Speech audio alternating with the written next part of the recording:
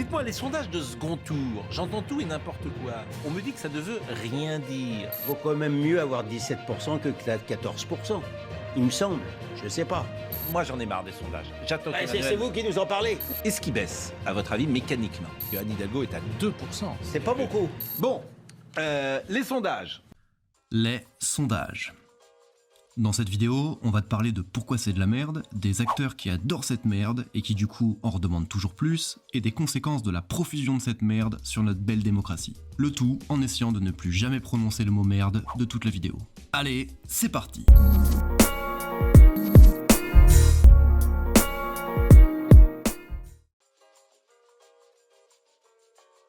Alors, pour comprendre pourquoi c'est une belle arnaque, on va commencer par le processus de fabrication. Donc, disséquer les fameux instituts de sondage. Alors déjà, rien que le nom, c'est une douille. Pourquoi? Parce que ce qu'on appelle les instituts de sondage, en fait, leur activité principale, c'est pas les sondages. En réalité, ce sont des sociétés d'études marketing dont la spécialisation, c'est de conseiller des entreprises de toutes sortes sur leur image. Et une société d'études marketing commence à créer des sondages, en recourant à des panels de consommateurs. Et c'est exactement comme ça que sont créés les sondages qu'on voit diffusés partout aujourd'hui. En fait, ces sociétés payent des gens sur internet pour qu'ils répondent à leurs questions. Sauf que ce système de panel de consommateurs, il a des failles. Luc Brunner, grand reporter au Monde, a écrit un article super intéressant à ce sujet après avoir répondu à des centaines de sondages. Déjà, les enquêtés peuvent répondre le plus rapidement possible, n'importe quoi, pour finir le test plus vite et gagner plus d'oseille. Et c'est logique, vu que l'oseille, c'est la raison pour laquelle ils acceptent de répondre aux sondages. Ensuite, un des biais classiques qu'on évite lorsqu'on fait des sondages, normalement, c'est de réinterroger trop souvent les mêmes personnes. Officiellement, pour paraître sérieux, les instituts de sondage annoncent ne pas réinterroger plus de 2 fois par mois chaque enquêté. Mais dans la réalité, Luc Brunner n'a pas arrêté d'être relancé pour participer à des études, et il pouvait facilement répondre à 3 voire 4 enquêtes en un jour. Donc logiquement, dans ces fameux panels de consommateurs, on retrouve des acharnés des sondages. Par exemple chez Ipsos, 1000 internautes en un mois ont rempli à eux seuls 11 000 enquêtes. Et en plus, ces acharnés du sondage, vu qu'il n'y a aucun contrôle, ils peuvent parfaitement être inscrits en même temps dans d'autres panels de consommateurs. Et encore pire, il est tout à fait possible et super facile de créer des faux comptes pour multiplier ses réponses à des sondages. Même la directrice d'opinion chez BVA, elle avoue clairement que pour contrôler les multicomptes, en fait, tout repose sur la relation de confiance. Donc, comme mécanisme de contrôle, les instituts de sondage comptent sur une relation de confiance avec des gens dont le but en remplissant les sondages est de gagner le plus d'argent possible. Voilà. Bon après, il existe une commission des sondages, mais pas de chance, le seul truc qu'elle contrôle, c'est qu'il y ait bien une représentativité démographique et sociale. Donc dans l'état actuel, n'importe qui peut répondre n'importe quoi dans plein de sondages, pour le nombre d'instituts qu'il veut, et peut même se créer autant de faux comptes qu'il a de patience. Donc potentiellement, on a des forcenés des sondages qui se retrouvent à avoir un poids démesuré dans l'opinion publique. Théoriquement, ça veut même dire que des militants d'un parti, s'ils s'organisent, peuvent ou ont déjà pu infiltrer en masse ces panels de consommateurs, et ainsi influencer les résultats des sondages. Alors, après qu'on t'ait exposé toutes ces failles, tu vas me dire, mais pourquoi est-ce que les instituts continuent avec ce système complètement foireux ? Pour la raison qui revient presque tout le temps quand un processus n'a pas de sens, parce que ça coûte moins cher. Et oui, parce qu'un institut, on te l'a dit, c'est une entreprise classique, pas un organisme dédié à faire vivre le débat démocratique. Donc son but, c'est de faire le plus d'oseille possible, donc moins cher coûte la création d'un sondage, mieux c'est. Avant, pour créer des sondages, on avait le porte-à-porte ou l'entretien téléphonique. Mais entre payer 10 personnes à appeler des gens toute la journée pour se faire accrocher à la gueule 9 fois sur 10, ou simplement envoyer des sondages en ligne, il n'y a pas besoin d'avoir fait HEC pour voir où est l'oseille. Donc, les instituts fonctionnent sur ce système qui est nul, mais qui est pas cher. Une des solutions pour améliorer le système, ce serait juste d'au moins contrôler que chaque enquêté ne crée pas plusieurs comptes. Mais les instituts de sondage ont refusé. Pourquoi ? Parce qu'ils savent très bien que ça réduirait la taille de leur panel et donc à la fin, leur chiffre d'affaires. À moins que ceux qui passent commande soient prêts à payer plus cher des sondages de meilleure qualité, ce qui n'est pas le cas. En fait, tout le monde est très content de cette méthode de fabrication de sondages complètement biaisée, tant que c'est livré vite et pas cher. Donc, on vient de voir que les instituts de sondage faisaient un boulot dégueulasse, mais de toute façon, le concept de sondage en lui-même est rempli de failles. Alors déjà, pour les sondages électoraux, qui essayent d'évaluer où en est chaque candidat, il n'y a qu'un seul moment où leurs résultats ont un sens, juste avant les élections. Pourquoi ? Parce qu'à ce moment, tous les gens qui vont voter ont pris leur décision. Et donc, t'as compris, quand les gens sont interrogés plusieurs mois avant l'élection, ils n'ont souvent aucune idée de pour qui ils vont voter. Donc, soit ils répondent un non à la va-vite, ce qui a déjà pas grand sens, soit ils admettent qu'ils en savent rien. Sauf que quand ils disent qu'ils en savent rien, comment tu les comptes dans un sondage ? Ça correspond ni à une abstention, ni à un vote blanc. Donc les non-réponses sont tout simplement écartées des résultats. Sauf que les non-réponses à plusieurs mois d'une présidentielle, c'est souvent plus de 50% des interrogés. Donc ça fausse complètement les résultats. Tous les sondages que tu vois longtemps avant des élections sont en fait complètement artificiels et absolument pas prédictifs. Pourtant, on fait comme si c'était très sérieux et que ça méritait d'être analysé et commenté jour après jour, émission après émission. Et il y a un autre type de sondage qu'on voit souvent. Les sondages pour essayer de mesurer l'opinion publique sur une question, du type « les Français pensent que ». Eh ben, ces sondages, c'est aussi une belle arnaque. Pour plein de raisons, mais une des plus flagrantes, c'est à quel point les résultats changent complètement en fonction de la manière dont la question est posée. Par exemple, êtes-vous favorable à l'accueil de milliers de migrants en provenance du Moyen-Orient et de l'Afrique ? Ou êtes-vous favorable à l'accueil par la France de familles de réfugiés qui fuient la guerre et les massacres de leur pays d'origine ? Évidemment, t'obtiens pas du tout les mêmes résultats. Ce qui veut dire qu'en travaillant la manière dont la question est posée, tu peux induire des réponses complètement différentes. Mais le problème principal de la technique des sondages en elle-même, c'est que pour la plupart des questions qui sont posées, les enquêtés n'ont en fait aucun avis. Et c'est logique, parce que souvent, c'est une question qu'ils se posent même pas, donc ils n'ont pas vraiment d'opinion dessus. Comme les gens sont polis, en général ils répondent. Leur réponse ne va avoir aucun sens, parce que n'importe qui peut dire oui ou non, c'est à la portée de n'importe qui, même à une question qu'il ne comprend pas ou qu'il ne se pose pas. Donc, en imposant une problématique à des gens qui ne se la posent même pas, les commandeurs de sondages créent une opinion publique complètement artificielle. En fait, tous ces sondages qu'on voit passer ne représentent en aucun cas l'ensemble de la population française, c'est juste une version simplifiée et surtout faussée de la réalité.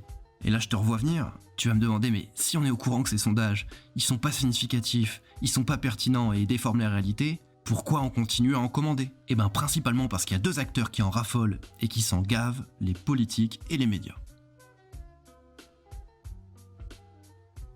Ce qui est très drôle, c'est que ces sondages, même s'ils sont complètement biaisés, eh ben ils ont une influence considérable sur le réel. Pourquoi ? Eh ben notamment parce que nos politiques y accordent énormément d'importance et s'en servent même souvent comme d'une arme politique. Déjà, les sondages ont une influence sur les candidatures. Lorsqu'ils voient leur nom grimper dans les sondages, des candidats se sentent subitement pousser des ailes. Un exemple, Raymond Barre ou Édouard Balladur. Ils se sont présentés en se basant sur des sondages. Résultat, échec complet. D'ailleurs, même dans notre présidentielle, plusieurs candidats ont été poussés par des sondages, et ça risque de piquer pour certains. Ensuite, les politiques se servent des sondages pour faire passer des décisions. Par exemple, en 93, Mitterrand veut ratifier le traité de Maastricht. Les sondages montrent que 70% de la population est pour, donc au lieu de risquer un refus des parlementaires, il passe par le référendum. Grâce aux sondages. Et au final, ça passe tout juste. Enfin bon, les initiés le savent, ça aurait sûrement pas changé grand chose. Donc se servir des sondages, des fois ça passe, mais des fois ça passe pas. Par exemple, c'est les sondages qui avaient encouragé Chirac à annoncer en 1997 « J'ai décidé de dissoudre l'Assemblée nationale ». Pensant qu'il aurait une plus grosse majorité en organisant des réélections. Résultat, La gauche nettement majoritaire. foutu sondage. Mais une des utilisations des sondages qu'on a le plus vu dernièrement, c'est pour délégitimer les protestations. Lorsqu'un mouvement social, une grève ou une manif dure un peu trop longtemps et te dérange, tu commandes des sondages, les médias les relaient, et résultat, en affirmant qu'ils ne sont pas soutenus par les Français, tu les fais passer pour une minorité qui n'a aucune légitimité de faire autant entendre sa voix, et qui n'est bonne qu'à causer des problèmes. Et ça marche dans un sens, donc contre tes ennemis, mais ça marche aussi pour asseoir ta propre légitimité. Une loi que tu veux faire passer fait parler, et ben bam, tu sors un sondage qui dit que l'opinion est de ton côté, et tu t'en sers comme un argument d'autorité. L'équivalent de Dieu est avec nous est aujourd'hui l'opinion publique est avec nous. Et ce qui est très fort, c'est qu'avec un sondage biaisé, tu peux arriver à faire dire n'importe quoi à une minorité de personnes, et à en plus la faire passer pour la majorité de la population française. Donc tu marginalises la majorité, sans même qu'elle s'en rende compte. Les politiques utilisent en fait les sondages pour soigner leur image, et gouverner en évitant au maximum de devoir affronter l'opposition populaire. Donc, ok, les hommes politiques adorent les sondages parce qu'ils s'en servent comme des armes politiques, mais il y a une autre raison, c'est qu'ils y sont complètement accros, tout simplement. Et c'est assez logique quand tu y réfléchis. Quand t'es un homme politique, ton travail, ton avenir, ton train de vie, en fait, toute ta stabilité sociale dépend de ce que les Français pensent de toi. Donc tu cherches à tout prix à essayer de comprendre comment te faire aimer des électeurs. Sauf que ce que les Français veulent, c'est terriblement obscur pour eux. Et pour une raison simple, ils sont tellement déconnectés du train de vie du français moyen qu'ils en ont souvent absolument aucune idée. Et donc les sondages, c'est une manière de se rassurer, parce que même s'ils sont imparfaits et que les hommes politiques le savent très bien, pour eux, c'est toujours mieux que de n'avoir aucune idée de ce que pensent les électeurs. Et en période électorale, le stress des hommes politiques atteint son maximum, et les sondages, c'est clairement leur drogue pour tenir. Ou au moins une de leurs drogues. Par exemple, on raconte que Mitterrand commandait un sondage par jour en période de campagne présidentielle. Mais si les hommes politiques sont complètement accros aux sondages, c'est pas les seuls. On sait tous que l'industrie médiatique est gangrénée, et ça pour plein de raisons. Mais notamment parce qu'économiquement, la presse est obligée de faire du volume. On est dans l'ère de la chaîne d'information en continu et de la publication d'un maximum d'articles putaclic avec un contenu proche du néant. Mais pour nourrir tous ces articles, ou l'info en continu, il faut quand même de la matière. Et pour ça, quoi de plus pratique que les sondages? Parce qu'il y a des sondages tous les jours, bien évidemment. Les sondages, c'est une source d'information primaire qu'on peut obtenir sans avoir besoin de faire un travail sérieux de journalisme. Pas de source à interroger, ni à recouper, plus besoin de se déplacer sur le terrain. En fait, tout est servi clé en main. Et en plus, c'est scientifique. Yeah, Mr. White! Yes, science! C'est pas beau ça. Il ne vous reste plus qu'à saupoudrer votre sondage de quelques experts réchauffés afin qu'ils développent des analyses d'une finesse sans égale. Je voudrais aussi vous faire remarquer que 17%, plus 15%, plus 14%, ça fait beaucoup. Ça fait quand même beaucoup. Hein. Et tac, le tour est joué, vous avez un bon morceau de votre émission. Et le plus drôle, c'est que dans leur cirque, déjà, ils commandent des résultats qui n'ont quasiment aucun sens à cause de la manière dont les sondages sont fabriqués, mais en plus, ils arrangent les chiffres pour mieux nous vendre leurs émissions. Ce qui devrait nous animer, c'est la vérité. En réalité, les sondages se présentent sous forme d'intervalles, avec des marges d'erreur. En fait, Jean Candidat n'est pas à 11%, mais plutôt entre 9 et 13. Et le plus drôle, c'est que ces experts se retrouvent à commenter des montées ou des descentes minimes dans les sondages, tellement minimes qu'elles sont même souvent inférieures aux marges d'erreur. C'est absolument génial, ils analysent du vide. Bah oui, parce que normalement, leur tableau ressemblerait à ça. Mais c'est carrément moins croustillant à commenter, et ça fait moins d'audience. Alors c'est pas réel, mais qui se soucie de la réalité? C'est dépasser la réalité. Ce qu'on veut, c'est des parts d'audience. Quitte à faire semblant d'analyser des chiffres qui n'ont absolument aucun sens. Comment décrypter ça? Vous qui êtes un spécialiste des sondages. Et le plus drôle, c'est que exactement comme les journalistes sportifs qui t'expliquent match après match que le résultat était logique, alors même qu'ils étaient incapables de prédire le résultat avant, bien sûr, nos experts politiques sont plus inventifs les uns que les autres pour trouver des raisons à des changements tellement minimes qu'ils n'ont aucun sens. Un petit tassement là depuis quelques jours, sans doute en raison de ces déclarations antérieures sur la Russie.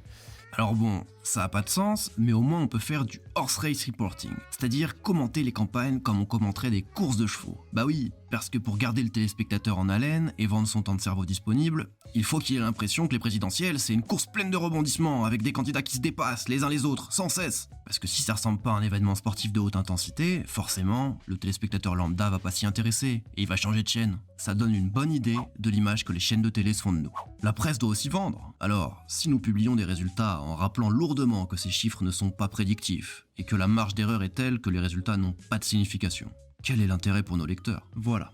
Voyez un peu l'estime qu'on vous porte, amis lecteurs. Tout ce que vous êtes bon à faire, c'est suivre la course des petits chevaux. Et en commentant sans cesse les élections comme des événements sportifs, les médias participent à donner à la présidentielle l'image d'une campagne permanente qui se joue à chaque instant. La campagne présidentielle pour savoir qui va diriger notre pays pendant 5 ans n'est plus du tout le moment où on va prendre le temps de débattre ensemble de la meilleure solution pour notre avenir commun. Ça devient un combat de communication où chaque candidat a l'impression de devoir se battre en permanence pour l'opinion publique. Le tout, si possible, à coups de petites phrases chocs qui marquent les esprits.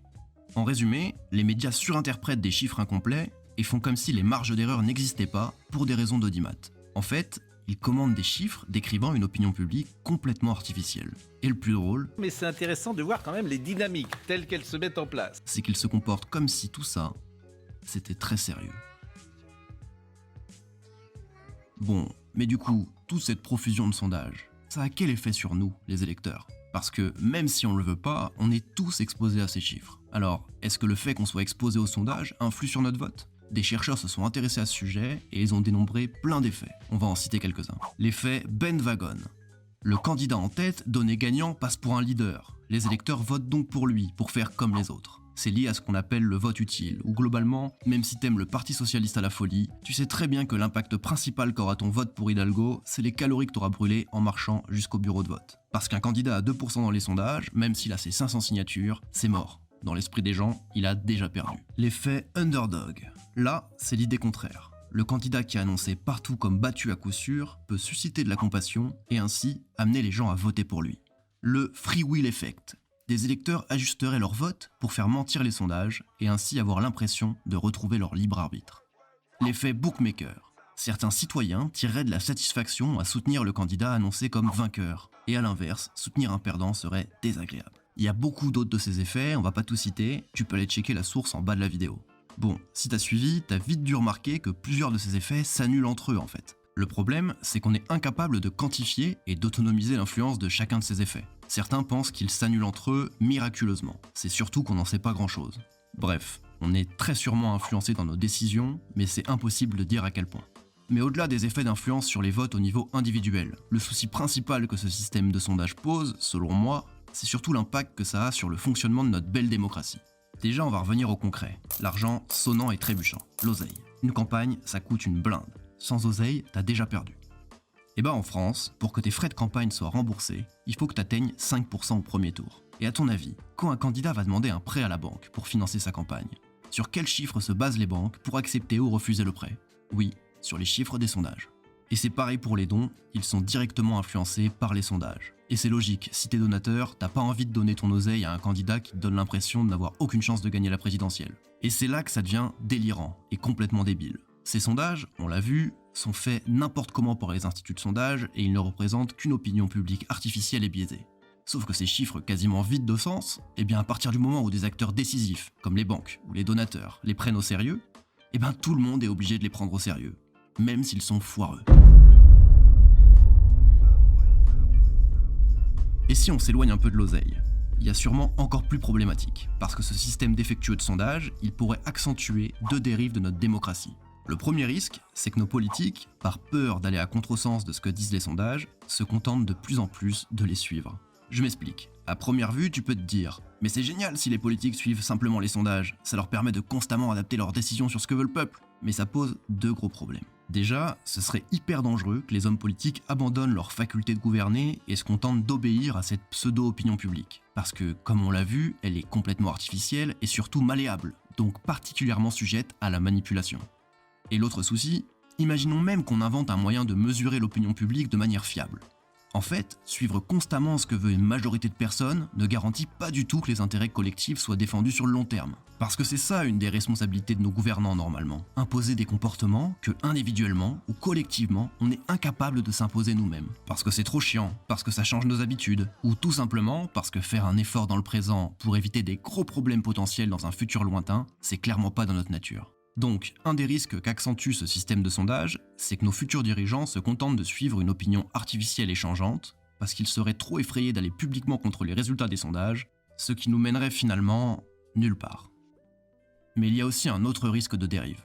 Ce serait que nos dirigeants prennent leurs décisions en se fichant totalement de l'avis du peuple, mais en se cachant constamment derrière des sondages biaisés pour donner l'impression que l'opinion publique est de leur côté. Faire de la politique deviendrait l'art d'utiliser en permanence les meilleures techniques de communication pour influencer les résultats des sondages et ainsi pouvoir légitimer toutes ces décisions. Ce serait un pas de plus vers une démocratie de façade où le citoyen est chaque jour un peu plus traité comme un consommateur passif qu'il suffit d'arroser de marketing politique afin de gagner son soutien ou sa voix, de la même manière qu'une entreprise gagne une part de marché. Bref, en une phrase, on a créé un système de sondage foireux qui produit des chiffres artificiels et biaisés, mais qu'on continue d'utiliser parce que nos politiques et médias en raffolent, alors même que ça a des conséquences néfastes sur notre démocratie.